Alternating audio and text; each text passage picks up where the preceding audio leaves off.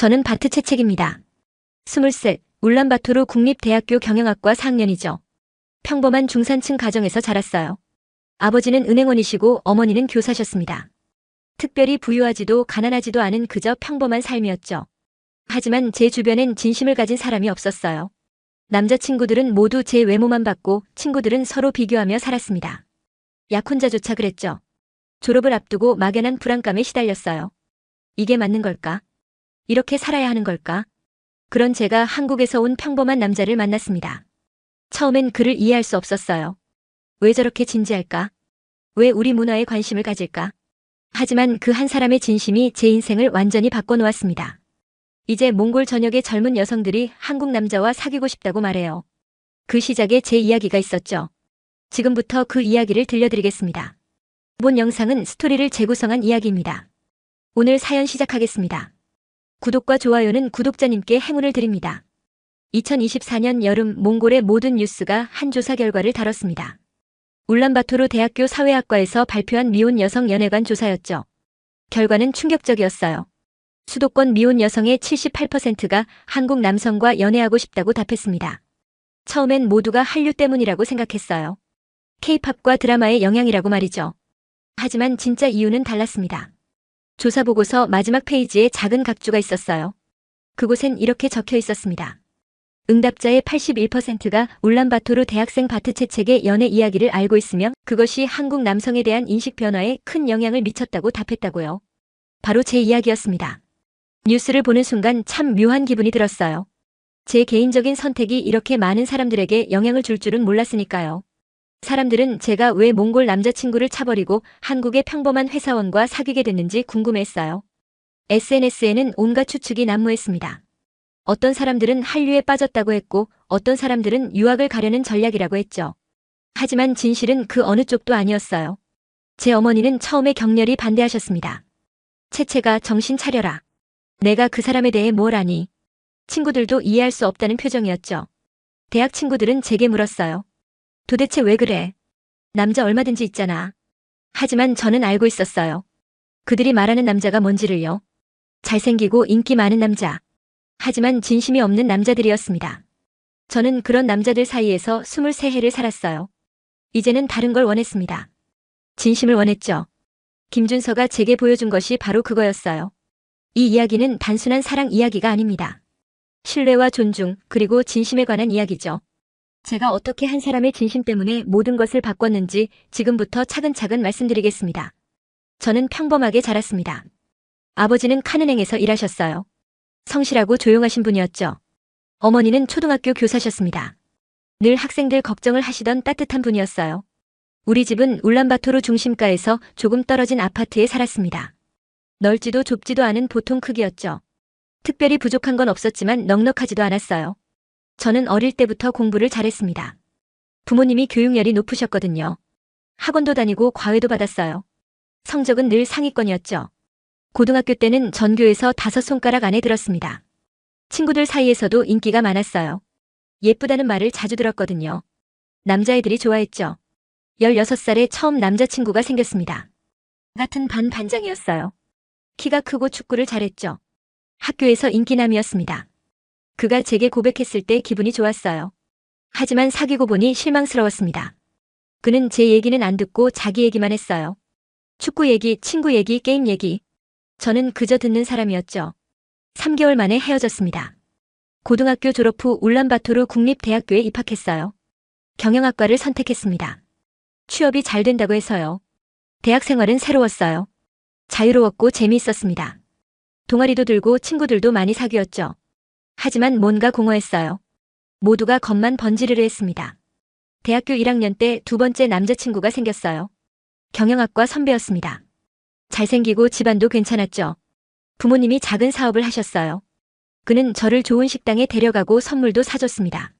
주변 친구들이 부러워했어요. 하지만 6개월쯤 지나자 본색이 드러났습니다. 그는 제가 다른 남자와 얘기하는 걸 못 참았어요. 친구들이랑 놀러 가는 것도 싫어했죠. 점점 통제하려고 했습니다. 결국 1년 만에 헤어졌어요. 대학교 2학년 때는 아예 연애를 안 했습니다. 지쳤거든요. 공부에만 집중했어요. 성적도 올랐고 장학금도 받았습니다. 하지만 외로웠죠. 친구들은 다 연애하는데 저만 혼자였어요. 3학년이 되자 부모님이 걱정하셨습니다. 채채가 좋은 남자 없니? 이제 슬슬 생각해야지. 친구 소개로 몇 명 만나봤어요. 다들 괜찮아 보였습니다. 하지만 만나고 나면 실망했죠. 한 명은 자기 자랑만 했어요. 한 명은 제 외모만 칭찬했고요. 한 명은 첫 만남에서 스킨십을 시도했습니다. 저는 점점 지쳐갔어요. 그러다 4학년이 됐습니다. 졸업을 1년 앞둔 시점이었죠. 친구들은 취업 준비로 바빴어요. 저도 이력서를 쓰고 면접을 봤습니다. 하지만 마음이 복잡했어요. 이렇게 살아야 하나?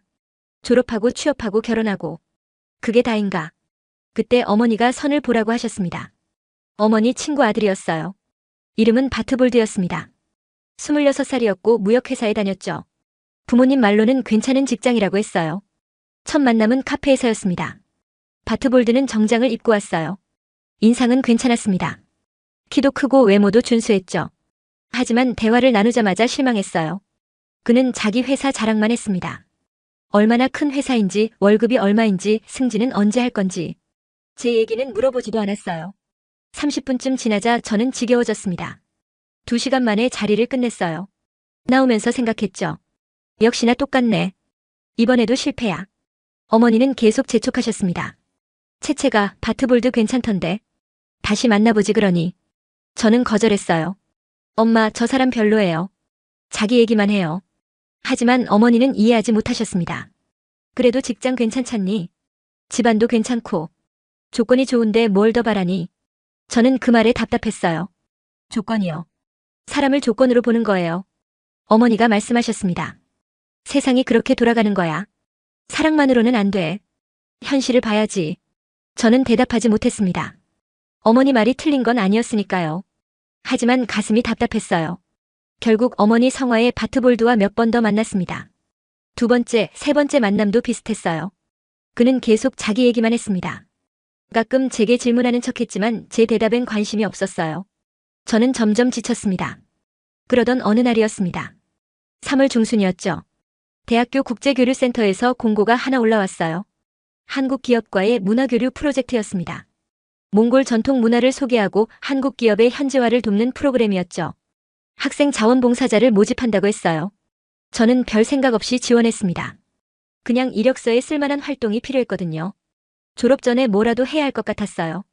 일주일 후 합격 통보를 받았습니다. 다른 학생 4명과 함께 선발됐어요. 첫 오리엔테이션 날이었습니다. 국제교류센터 회의실에 모였어요. 교수님이 프로젝트를 설명하셨습니다.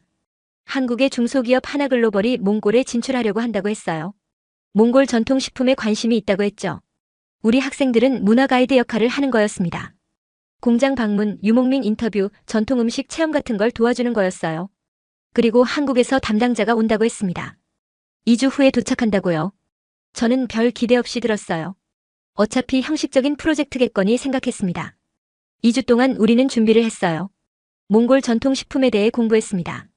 아이락, 수태차, 전통 육포 같은 것들이었죠. 사실 저도 잘 몰랐어요. 도시에서 자라서 전통 음식을 잘 안 먹었거든요. 도서관에서 자료를 찾고 할머니들을 인터뷰했습니다. 생각보다 재미있었어요. 우리 문화에 대해 새롭게 알게 됐죠. 드디어 한국 담당자가 도착하는 날이었습니다. 5월 20일 오후 2시. 공항에 마중을 나갔어요. 우리 5명의 학생과 교수님이 함께 갔습니다. 도착 게이트 앞에서 기다렸죠. 사람들이 우르르 나왔어요. 저는 팻말을 들고 있었습니다. 하나글로벌이라고 적힌 팻말이었죠. 그때 한 남자가 다가왔습니다. 30살쯤 돼 보였어요. 키는 보통이고 안경을 쓰고 있었습니다. 평범한 인상이었죠. 정장을 입었지만 구겨져 있었어요. 긴 비행으로 피곤해 보였습니다. 안녕하세요. 하나글로벌 김준서입니다. 그가 몽골어로 인사했어요. 발음이 서툴렀지만 노력한 게 보였습니다. 교수님이 반갑게 악수하셨어요. 우리도 차례로 인사했습니다. 저는 그를 보며 생각했어요. 평범하네. 별로 특별해 보이지 않는데. 숙소까지 차로 이동했습니다. 저는 뒷좌석에 앉았고 김준서는 조수석에 앉았어요. 교수님이 운전하시면서 몽골에 대해 설명하셨습니다. 김준서는 고개를 끄덕이며 들었어요. 가끔 질문도 했습니다. 저 건물은 뭔가요? 저기는 어떤 지역인가요? 진지하게 듣는 모습이었죠. 다음 날부터 본격적인 일정이 시작됐습니다. 첫 방문지는 전통식품 공장이었어요. 울란바토르 외곽에 있었습니다. 우리 학생들과 김준서 그리고 교수님이 함께 갔죠. 공장에 도착하니 사장님이 맞아주셨어요. 60대 할아버지였습니다. 평생 전통 음식을 만들어 오신 분이었죠. 견학이 시작됐습니다. 아이락 제조 과정을 보여주셨어요. 아이락은 발효 유제품이었습니다. 만드는데 일주일이 걸린다고 했어요. 온도와 습도를 정확히 맞춰야 한다고 했죠. 사장님이 설명하셨습니다. 이건 조상들의 지혜예요. 수백 년 동안 내려온 방법이죠. 온도가 1도만 달라져도 맛이 완전히 바뀝니다. 우리는 고개를 끄덕이며 들었어요. 김준서도 열심히 들었습니다. 메모도 했죠. 하지만 제가 보기엔 그냥 형식적으로 듣는 것 같았어요. 별 감흥이 없는 표정이었거든요. 시식 시간이 됐습니다. 여러 제품을 맛봤어요. 아이락 육포 수태차. 저는 익숙한 맛이었지만 김준서는 낯선 표정이었어요. 아이락을 마시다가 얼굴을 찌푸렸습니다. 신맛 때문이었죠. 저는 속으로 생각했어요. 역시 외국 사람은 우리 음식을 이해 못하네. 시식이 끝나고 사장님이 물으셨습니다. 어떻습니까? 한국에서 팔 수 있을 것 같나요? 김준서가 잠시 생각하더니 대답했어요. 그리고 그 말 한마디가 모든 걸 망쳤죠. 김준서가 말했습니다. 솔직히 말씀드리면 한국 시장에선 좀 어려울 것 같아요. 일주일씩 걸리는 건 너무 비효율적이에요. 요즘은 다 빠르게 만들잖아요. 기계로 하면 하루 만에 끝나는데 왜 일주일씩 걸리나요? 그리고 맛도 한국 사람들 입맛엔 좀 안 맞을 것 같고요. 그 순간 회의실 공기가 싸늘해졌습니다. 사장님 얼굴이 굳었어요. 교수님도 당황하셨습니다. 저는 화가 났어요. 비효율적이라고요. 우리 조상들의 지혜를 효율성으로 평가하다니. 저는 참을 수 없었습니다. 목소리를 높였어요. 김 선생님. 김준서가 저를 쳐다봤습니다. 당황한 표정이었죠. 이건 단순한 음식이 아니에요. 몽골 유목민들이 수백 년 동안 만들어 온 문화예요. 일주일이 걸리는 데는 다 이유가 있어요. 자연의 리듬에 맞춰서 만드는 거라고요. 그걸 효율성으로만 판단하시는 건가요? 김준서는 말을 더듬었어요. 아, 그게 제 말은. 저는 그의 말을 끊었습니다. 한국 사람들은 우리 문화를 이해 못하나 봐요. 다 빠르고 편한 것만 찾고 전통이나 문화는 관심 없고. 그럼 여기 왜 온 거예요? 교수님이 말리셨습니다. 채채가 진정해. 하지만 저는 이미 화가 머리끝까지 났어요. 사장님한테 죄송하다고 인사하고 밖으로 나갔습니다. 공장 밖에서 한참을 서 있었어요. 손이 떨렸습니다. 분하고 속상했어요. 30분쯤 지났을까요? 다른 학생들이 나왔어요. 채채가 괜찮아. 김준서 씨가 사과했어. 저는 대답하지 않았습니다. 그날 일정은 그렇게 끝났어요. 저녁에 교수님한테 전화가 왔습니다. 채채가 오늘 수고했어. 김 선생님이 많이 미안해하시더구나. 몽골 문화를 잘 몰라서 그랬대. 저는 짧게 대답했어요. 네, 알겠습니다. 하지만 마음은 풀리지 않았어요. 다음 날 아침이었습니다. 제 휴대폰으로 문자가 왔어요. 모르는 번호였습니다. 열어보니 김준서였어요. 바트 채책 학생, 어제는 정말 죄송했습니다. 제가 몽골 문화에 대해 너무 몰랐어요. 공부하겠습니다. 기회를 한 번 더 주시면 안 될까요? 저는 문자를 보고 코웃음을 쳤어요. 공부하겠다고요? 말로만 그러겠죠. 답장을 안 했습니다. 일주일이 지났습니다. 프로젝트는 계속됐어요. 하지만 저는 빠졌습니다. 교수님께 다른 학생으로 교체해달라고 했거든요. 교수님은 아쉬워하셨지만 이해해 주셨어요. 그런데 열흘째 되던 날이었습니다. 대학교 도서관에서 공부하고 있었어요. 누군가 제 옆자리에 앉았습니다. 고개를 드니 김준서였어요. 깜짝 놀랐죠. 바트 채책 학생. 저는 책을 덮었습니다. 무슨 일이세요? 김준서가 가방에서 뭔가를 꺼냈어요. 노트 3권이었습니다. 펼쳐보니 빼곡히 적힌 글씨가 보였어요. 몽골 전통 음식에 관한 내용이었습니다. 저는 일주일 동안 공부했어요. 도서관도 가고 유목민들도 만나봤습니다.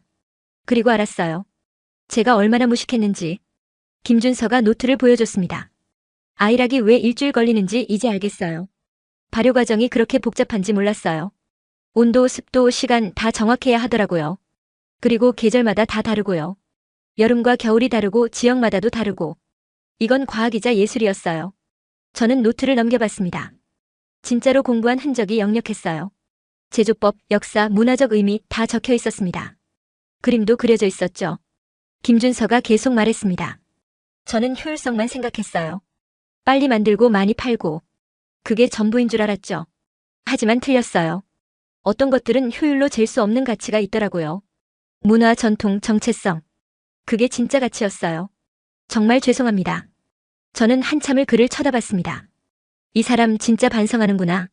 일주일 동안 이렇게까지 공부했다고요. 보통 사람들은 그냥 넘어가는데. 김준서가 말했어요. 다시 한번 기회를 주시면 안 될까요? 제대로 배우고 싶어요. 당신한테서요. 저는 잠시 생각했습니다. 그리고 천천히 고개를 끄덕였어요. 알겠어요. 한 번 더 기회를 드릴게요. 하지만 조건이 있어요. 김준서가 귀 기울였습니다. 제대로 배우세요. 형식적으로 하지 말고요. 우리 문화를 진짜로 이해하려고 노력해주세요. 김준서가 고개를 숙였습니다. 약속드립니다. 그날부터 다시 프로젝트에 참여했어요. 김준서의 태도는 완전히 달랐습니다. 진지하게 배웠어요. 질문도 많이 했고요. 왜 이렇게 만드나요? 이 재료는 왜 쓰나요? 겨울엔 어떻게 하나요? 저는 하나하나 설명해줬습니다. 처음엔 귀찮았어요. 하지만 점점 재미있어졌죠. 제 문화를 설명하는 게 뿌듯했어요. 그리고 김준서는 정말 열심히 들었습니다. 한 달쯤 지났을 때였어요. 우리는 초원으로 갔습니다. 유목민 가정을 방문하는 일정이었죠. 버스를 타고 3시간을 갔어요. 광활한 초원이 펼쳐졌습니다. 게르가 몇 개 보였어요. 한 가정을 방문했습니다. 할머니와 할아버지가 사셨어요. 환하게 웃으며 맞아주셨죠. 게르 안으로 들어갔습니다. 따뜻했어요. 중앙에 난로가 있었고 주변에 침대와 가구들이 있었습니다. 할머니가 아이락을 내오셨어요. 직접 만드신 거였죠. 우리는 차례로 마셨습니다. 김준서도 마셨어요. 이번엔 얼굴을 찌푸리지 않았습니다. 오히려 고개를 끄덕였죠. 할머니가 물으셨어요. 어때요? 김준서가 몽골어로 대답했습니다. 맛있어요. 발음이 서툴렀지만 할머니는 웃으셨어요. 할머니가 만드는 과정을 보여주셨습니다. 나무통에 우유를 붓고 막대로 저었어요. 김준서는 옆에서 지켜봤습니다. 진지한 표정이었죠. 저는 통역을 해줬어요. 할머니 말씀을 한국어로 옮겼습니다. 왜 나무통을 쓰나요? 쇠 붙이는 안 되나요? 할머니가 대답하셨어요. 나무가 숨을 쉬거든. 금속은 차가워서 안 돼. 우유가 살아있어야 제대로 된 아이락이 되지. 김준서는 고개를 끄덕이며 메모했습니다. 점심을 같이 먹었어요. 양고기와 감자 그리고 빵이었습니다. 단순한 음식이었지만 맛있었어요. 함께 먹으니까 더 맛있었죠. 김준서도 잘 먹었습니다. 할머니가 계속 권하셨거든요. 식사 후 할아버지가 말을 보여주셨어요. 게르 뒤편에 있었습니다. 갈색 말 3마리가 있었죠. 김준서가 다가가서 말을 쓰다듬었어요. 조심스럽게요. 말이 고개를 돌려 그를 봤습니다. 우리는 저녁까지 그 집에 있었어요. 해가 지는 초원을 봤습니다. 정말 아름다웠어요. 하늘이 붉게 물들고 별이 하나씩 나타났죠. 김준서가 옆에서 중얼거렸습니다. 정말 아름답네요. 저는 고개를 끄덕였어요. 그렇죠. 이게 우리 몽골이에요. 그날 밤 숙소로 돌아오는 차 안에서였습니다. 김준서가 저한테 말했어요. 오늘 정말 감사했어요. 평생 잊지 못할 경험이었어요. 저는 창밖을 보며 대답했습니다. 다행이네요. 이해하셨다니. 그 후로 우리는 자주 같이 다녔습니다. 프로젝트 일정 때문이기도 했지만 그냥 같이 있는 게 편했어요. 김준서는 계속 배우려고 했습니다. 몽골어도 공부하고 역사도 공부했죠. 2달쯤 지났을 때였어요. 어느 날 카페에서 커피를 마시고 있었습니다. 김준서가 저한테 물었어요. 채책 씨는 왜 이렇게 전통을 소중히 여겨요? 저는 잠시 생각했습니다. 그리고 대답했죠. 솔직히 전엔 별로 관심 없었어요. 도시에서 자랐고 현대적인 게 좋았거든요. 하지만 이 프로젝트 하면서 생각이 바뀌었어요. 우리 조상들이 얼마나 지혜로웠는지 알게 됐죠. 그 지혜를 잃어버리면 안 될 것 같았어요. 김준서가 고개를 끄덕였습니다. 저도 배웠어요. 한국도 전통이 있지만 많이 잃어버렸거든요. 빨리빨리 문화 때문에요. 효율만 따지다 보니 소중한 걸 놓쳤죠. 여기 와서 반성하게 됐어요. 우리는 한참을 이야기했습니다. 문화에 대해, 전통에 대해, 미래에 대해. 시간 가는 줄 몰랐어요. 그때부터 저는 김준서를 다르게 보기 시작했습니다. 처음엔 그냥 한국 회사원이라고 생각했어요. 하지만 이제는 달랐죠. 진심으로 배우려는 사람. 문화를 존중하는 사람. 그런 사람이었어요. 한편 바트볼드는 계속 연락했습니다. 문자도 보내고 전화도 했어요. 만나자고 했죠. 저는 계속 거절했습니다. 바쁘다고 시간 없다고. 바트볼드는 점점 짜증을 냈어요. 왜 이러는 거야? 나한테 관심 없어. 저는 솔직하게 말했습니다. 네, 없어요. 우린 안 맞는 것 같아요. 바트볼드는 화를 냈습니다. 너 너무하는 거 아니야. 나 얼마나 기다렸는데. 저는 미안하다고 했지만 마음을 바꾸지 않았어요. 결국 연락이 끊겼습니다. 어머니는 속상해하셨어요. 채채가 왜 바트볼드를 차버린 거니? 괜찮은 남자였잖니? 저는 대답했습니다. 엄마, 저 사람은 저한테 관심 없어요. 자기 얘기만 하고 제 얘기는 안 들어요. 그런 사람이랑 어떻게 사귀어요? 어머니가 한숨을 쉬셨습니다. 넌 너무 이상적이야. 완벽한 남자는 없어. 조건 좋은 사람 만나야지. 저는 반박했어요. 조건보다 마음이 중요하지 않나요? 서로 존중하고 이해하는 게 더 중요해요. 어머니는 고개를 저으셨습니다. 그런 건 나중에 생기는 거야. 일단 조건 좋은 사람 만나. 저는 더 이상 말하지 않았어요. 어차피 이해 못하실 테니까. 프로젝트는 석 달째 접어들었습니다. 끝이 보이기 시작했어요. 김준서는 곧 한국으로 돌아가야 했습니다. 저는 왠지 아쉬웠어요. 익숙해졌거든요. 같이 다니는 게, 이야기하는 게. 어느 날 김준서가 말했습니다. 채책 씨, 한국 가기 전에 드릴 말씀이 있어요. 저는 고개를 끄덕였어요. 뭔데요? 김준서가 잠시 망설이더니 입을 열었습니다. 저는 이 석 달 동안 정말 많이 배웠어요. 몽골 문화도 배웠고 전통도 배웠죠. 하지만 가장 큰 배움은 따로 있었어요. 바트 채책 씨를 알게 된 거예요. 제 심장이 빨리 뛰기 시작했습니다. 김준서가 계속 말했어요. 처음엔 그냥 일이라고 생각했어요. 프로젝트 끝내고 돌아가는 거라고요. 하지만 시간이 지나면서 생각이 바뀌었어요. 채책 씨랑 같이 있는 게 좋았어요. 이야기하는 것도 같이 다니는 것도. 그는 저를 똑바로 쳐다봤습니다. 저는 채책 씨를 좋아하게 됐어요. 많이요. 이건 단순한 호감이 아니에요. 진심이에요. 저는 할 말을 잃었습니다. 가슴이 두근거렸어요. 하지만 동시에 두려웠죠. 이 사람 한국으로 돌아가잖아요. 그럼 어떻게 돼요? 김준서가 말했습니다. 저도 알아요. 쉽지 않다는 거. 저는 한국에 있고 채책 씨는 몽골에 있죠. 하지만 방법이 있을 거예요. 자주 오갈 수도 있고요. 중요한 건 마음이잖아요. 저는 고개를 숙였습니다. 생각할 시간을 주세요. 김준서가 고개를 끄덕였어요. 물론이에요. 천천히 생각하세요. 그날 밤 잠이 오지 않았습니다. 계속 김준서 얘기가 떠올랐어요.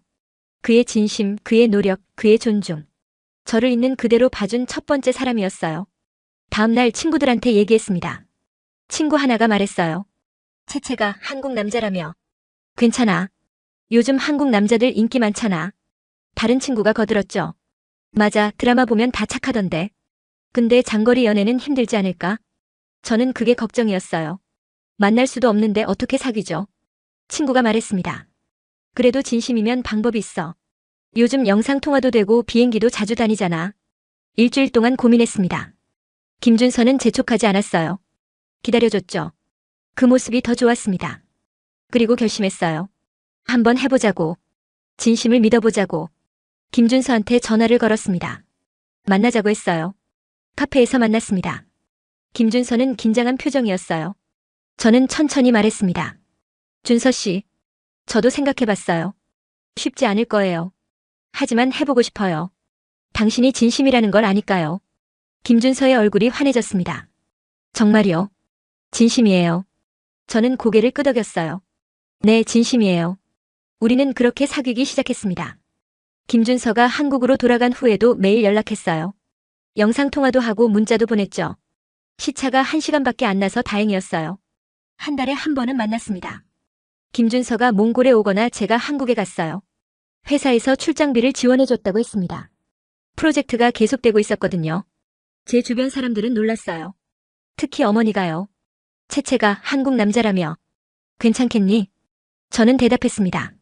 네, 괜찮아요. 이 사람은 달라요. 하지만 어머니는 걱정하셨습니다.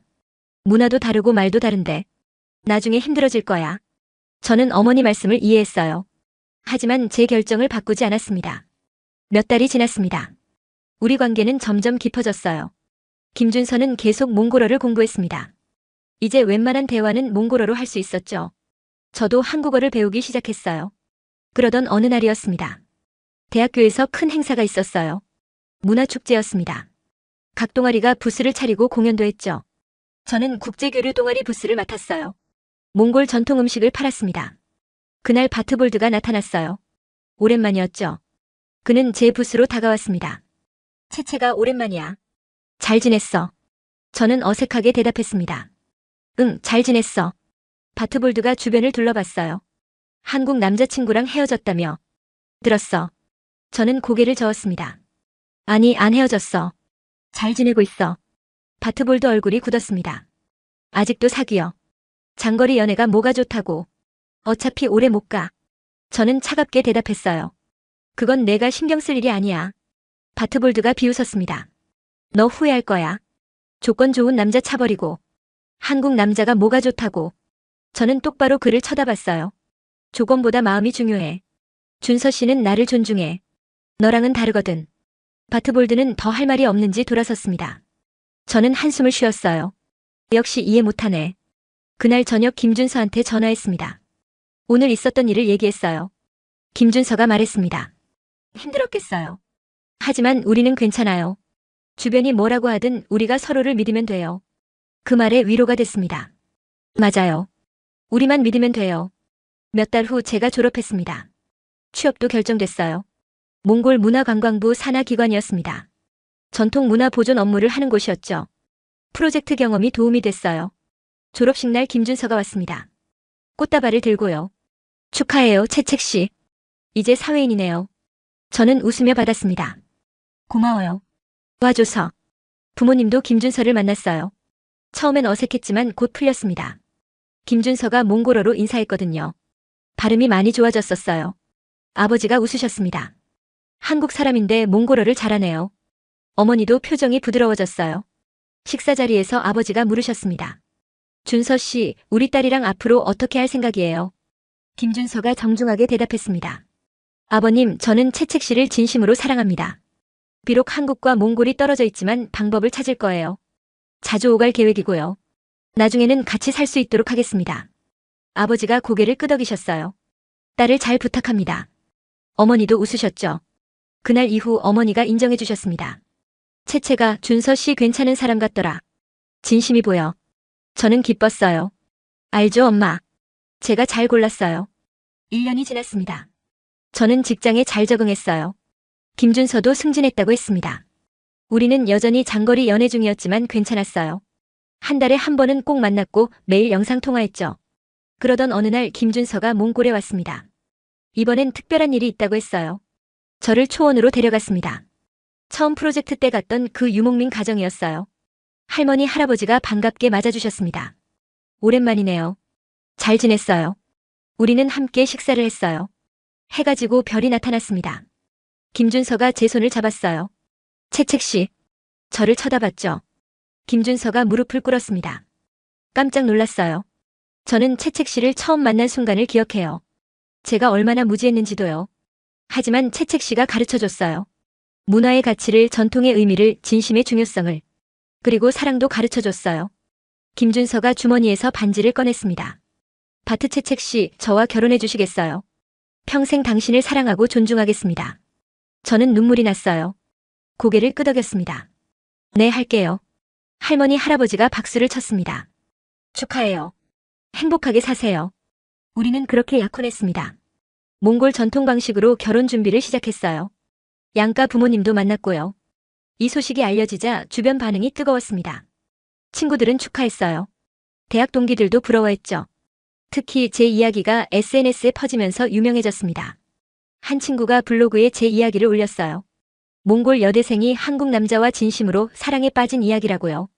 조회수가 엄청났습니다. 댓글도 수천 개가 달렸어요. 나도 저런 사랑하고 싶다. 진심을 아는 남자를 만나고 싶어. 한국 남자들은 정말 다른가 봐. 문화를 존중하고 노력하잖아. 채책 씨 부럽다. 나도 용기 내야겠어. 언론에서도 관심을 가졌습니다. 한 방송사에서 인터뷰 요청이 왔어요. 처음엔 거절하려 했지만 김준서가 말했습니다. 우리 이야기가 누군가에게 도움이 될 수도 있어요.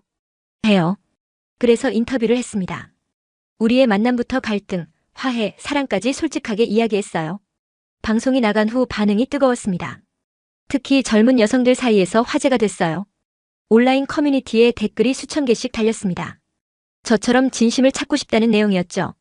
그리고 울란바토르 대학교에서 그 유명한 조사를 했습니다.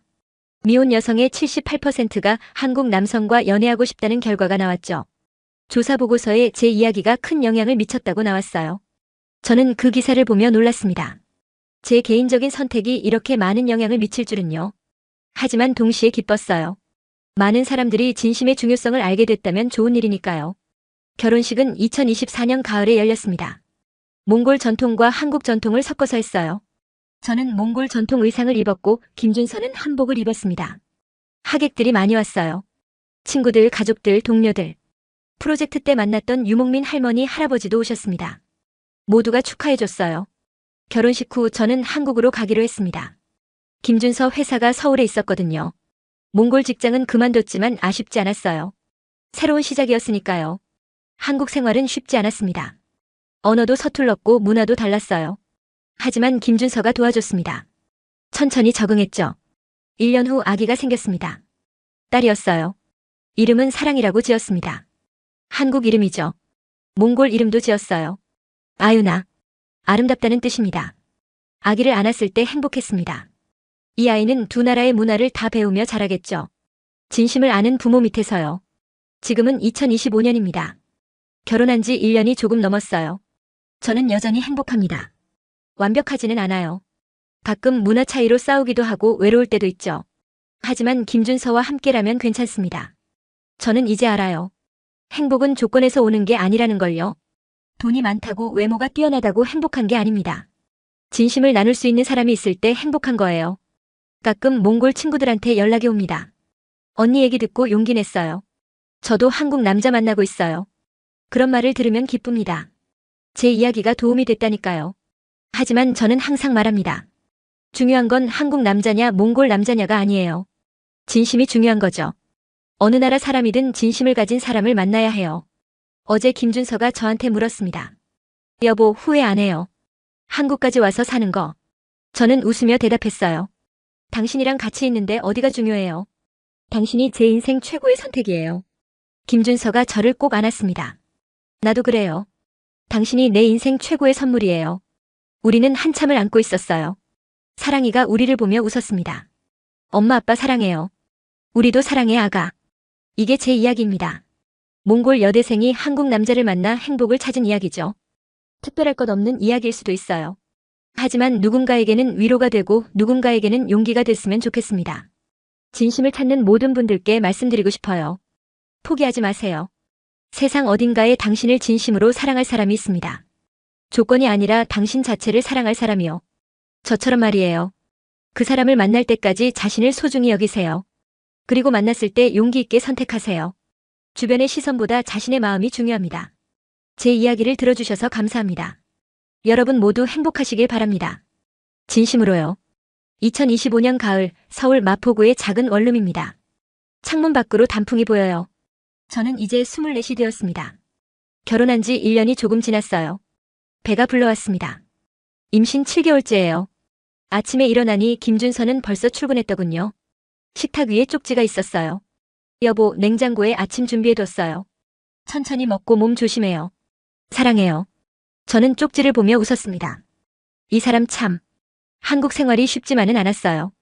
언어도 아직 서툴고 문화도 낯설죠. 처음 몇 달은 정말 힘들었습니다. 길을 잃기도 하고 잘못 주문해서 이상한 음식이 나오기도 했어요. 지하철을 반대로 타서 1시간을 헤맨 적도 있죠. 하지만 김준서가 도와줬습니다. 퇴근하면 한국어를 가르쳐줬어요. 주말엔 같이 시장도 가고 동네도 구경했죠. 천천히 적응했습니다.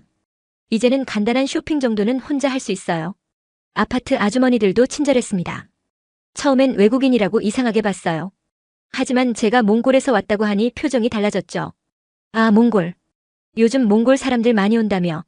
그 대학생 이야기 알아. 그거 당신이야. 제가 고개를 끄덕이자 아주머니들이 놀랐습니다. 어머, 진짜야.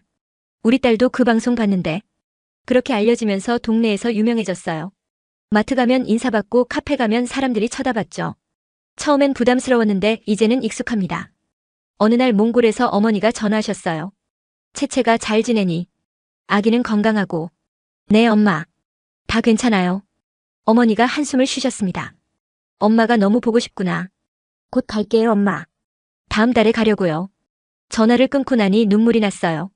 고향이 그리웠습니다. 부모님도 친구들도 익숙한 거리도. 하지만 이제 이곳이 제 집이에요. 김준서와 함께하는 곳이니까요. 어느 날 대학 친구 사란 게렐한테 전화가 왔습니다. 언니, 나도 한국 남자 만나고 있어. 정말. 어떻게 만났어? 온라인에서 언어 교환하다가 친구 됐어. 이번 달에 한국 가서 만나려고. 그래, 조심해서 잘 만나고 와. 전화를 끊고 생각했습니다. 정말 많이 바뀌었구나. 제가 대학생일 때만 해도 한국 남자와 사귀는 건 드문 일이었어요. 하지만 이제는 흔해졌죠.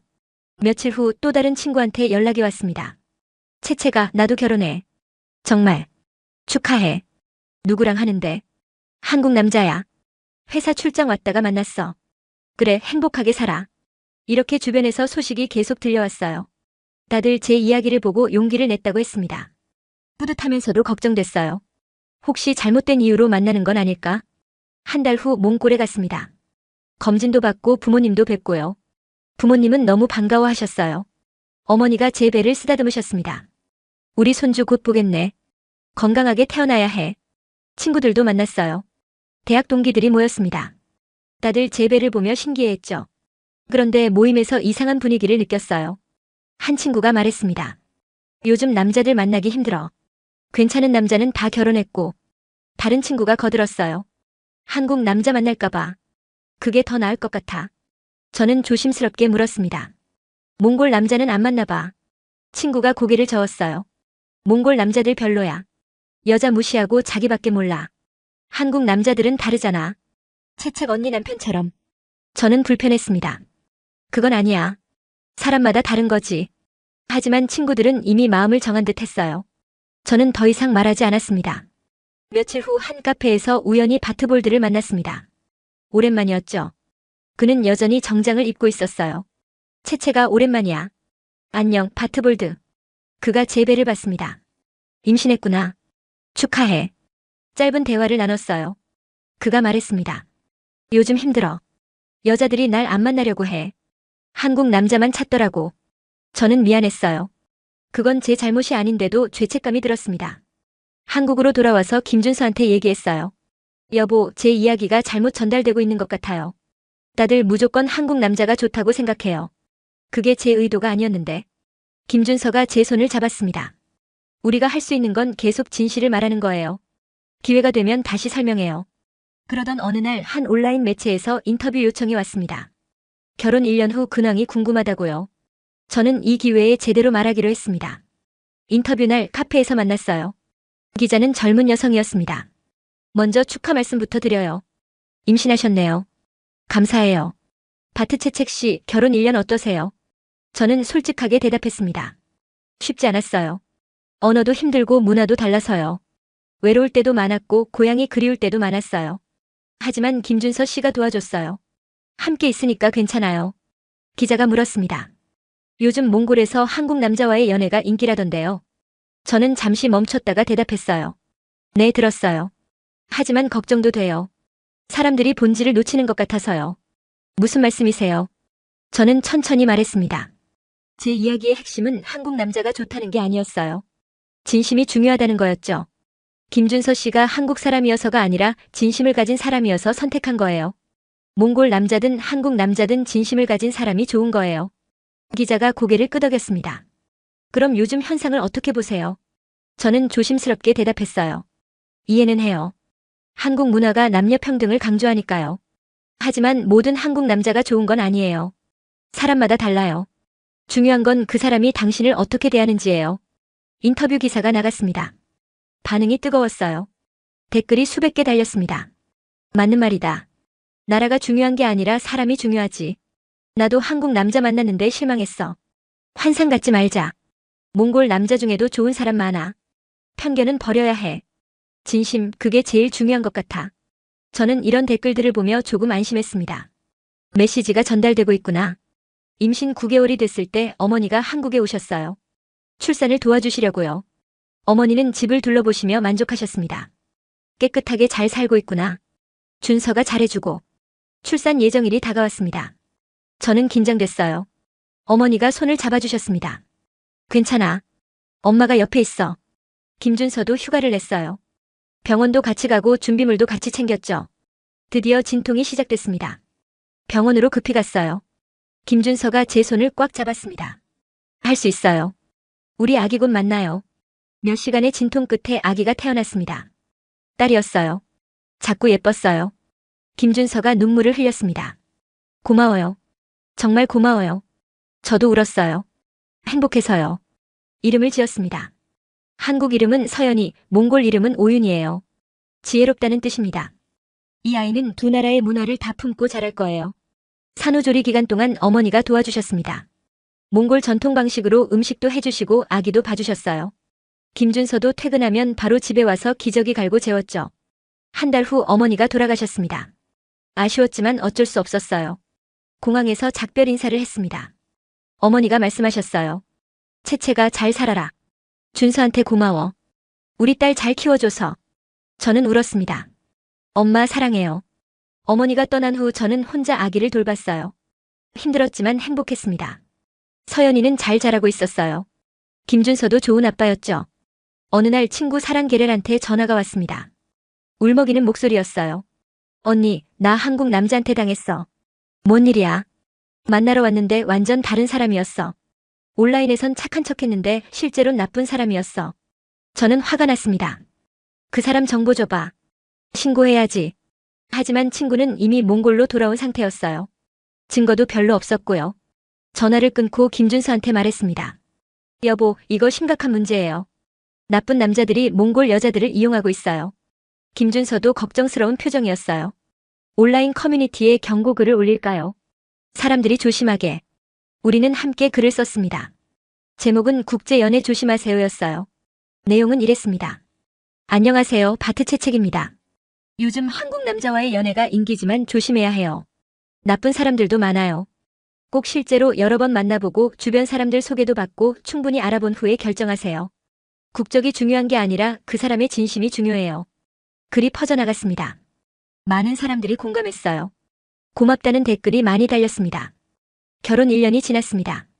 되돌아보니 정말 많은 일이 있었어요. 힘든 일도 있었고 행복한 일도 있었죠. 하지만 후회는 없습니다. 지금 제 옆에는 김준서가 있어요. 서연이도 있고요. 이게 제가 원했던 삶입니다. 조건이 아니라 진심을 선택한 삶이요. 앞으로도 쉽지 않을 거예요. 아이를 키우는 것도 힘들 테고 문화 차이로 싸울 때도 있겠죠. 하지만 괜찮아요. 진심이 있으니까요. 여러분께 전하고 싶습니다. 유행을 따르지 마세요. 다들 한국 남자를 찾는다고 해서 무조건 따라갈 필요 없어요.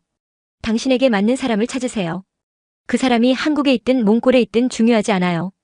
진심을 보세요. 그 사람이 당신을 어떻게 대하는지, 존중하는지, 함께 성장하려고 하는지. 그게 전부예요. 조심하세요. 환상에 빠지지 마세요. 충분히 알아보고 신중하게 결정하세요. 사랑은 아름답지만 현실도 함께 봐야 해요. 그리고 무엇보다 자신을 소중히 여기세요. 누군가를 만나기 위해 자신을 낮출 필요 없어요. 당신은 그 자체로 소중하니까요. 제 이야기가 올바르게 전달되길 바랍니다. 특정 나라 남자가 좋다는 게 아니라 진심이 중요하다는 것. 그걸 기억해 주세요. 저는 오늘도 서연이를 안고 있습니다. 김준서는 옆에서 웃고 있어요. 우리는 행복합니다. 완벽하지는 않지만 진심이 있으니까요. 여러분도 그런 행복을 찾으시길 바랍니다. 진심으로요. 감사합니다.